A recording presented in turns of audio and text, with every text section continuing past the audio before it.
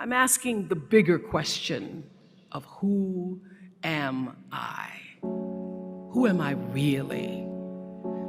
My answer is I am God's child.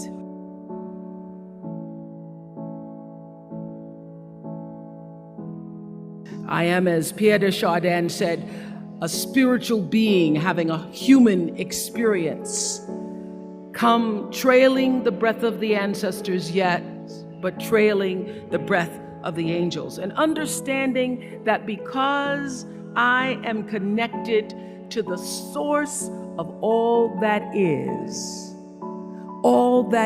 possible for me. I don't want to just be successful in the world. I don't want to just make a mark or have a legacy. The answer to that question for me is I want to fulfill the highest, truest expression of myself as a human being. I want to fulfill the promise that the Creator dreamed when He dreamed the cells that made up me. What do I want? You must have some kind of vision for your life. Even if you don't know the plan, you have to have a direction in which you choose to go. What I've learned is that's a great metaphor for life.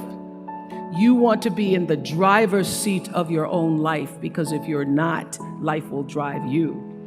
Knowing who you really are in this space and time that we embody, you must find a way to serve.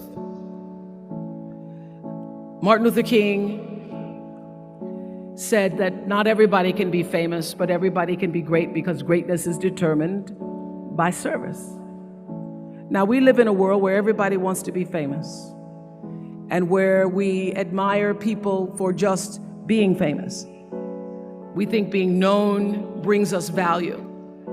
The truth is, all of that will fade in time. The real truth is that service and significance, service and the significance that you bring to your service is that which is lasting.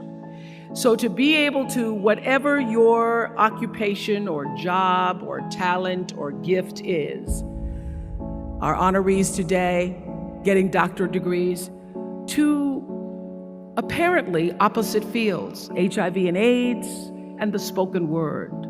But what they have in common is service, using the spoken word in service to community and the world, using your knowledge and information about HIV and AIDS and medicine in service to the world. And if you look at all the most successful people in the world, whether they know it or not, they have that paradigm of service.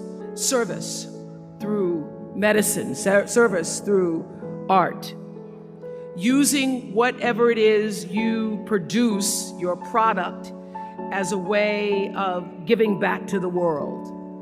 When you shift the paradigm of whatever it is you choose to do to service, and you bring significance to that, success will, I promise you, follow you. Service and significance equals success. Be excellent. Let excellence be your brand. What I recognize now is that my choice to, in every way, in every example, in every experience, to do the right thing and the excellent thing is what has created the brand. And what I know is that when you are excellent, you become unforgettable. People remember you. You stand out. Regardless of what it is, you become an unforgettable woman. And that is what we all want. We want to be unforgettable and not forgettable. So doing the right thing will always bring the right thing to you. I promise you that. Why? Because the third law of motion is always at work. For every action, there's an equal and opposite reaction. That is so true in all of our lives. You just have to do the right thing, and the right thing will follow you even when people don't support it. I remember many times on my show. There are many shows y'all never saw. And the reason you didn't see them is because I got the last vote. You do the right thing even when other people think it may not be. And oftentimes, when you make a decision to do the right thing, immediately you're faced with doubt. You always know it's the right thing, when in the end, there is peace. You are rewarded by peace in knowing that you did the right thing. The most important thing I have come to know in doing the right thing and making the right choices is understanding what we talked about yesterday. All of you leaving here have the potential for enormous success. There's a price that comes with that. People don't always like you, and they're not always happy for you. And if you surround yourself with people who are not accustomed to your success, they become fearful, they become scared, because you are reflecting back something to them that they don't recognize. That only happens when you are around people who do not mean and want and aspire to the best for you. People who want the best for you want you to be your best.